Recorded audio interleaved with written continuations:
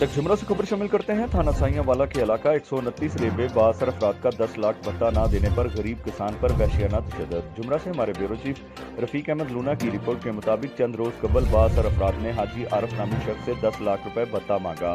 भत्ता न देने पर मुतासरा शख्स की हवेली से ट्रैक्टर और ड्राइवर गन पॉइंट पर अगवा करके ले गए थे। मुतासरा शख्स ने इंसाफ के लिए थाना साइयांवाला को दरखास्त दी पर कोई सुनवाई न हुई। बासर अफराद ने SHO थाना साइयांवाला के साथ मिलकर थ्रेट करते हुए सुलह करवा दी। मुतासरा शख्स की दुहाई।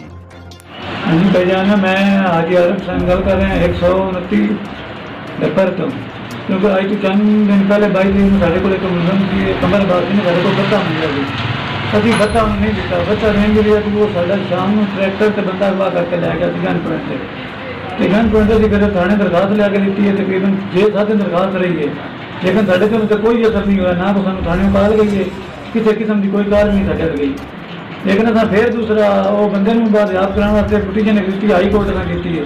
हाई कोर्ट को बंदा बादयाब कराया लेकिन वो बंदा भी ना कोई बरामद हो। लेकिन उन्होंने बंदे ने थ्रेड करके अपनी साइड से बयान दिवा देने। बाकी चलो बंदा तो हो गया, बंदा बड़ा भी वो बादयाब हो गया।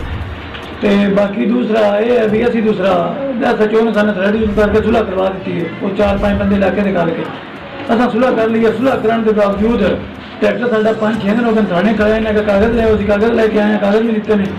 SHO कह रहे आज लै जाओ सुबह लै जाओ लेकिन वो सू कागज ट्रैक्टर नहीं दे रहा।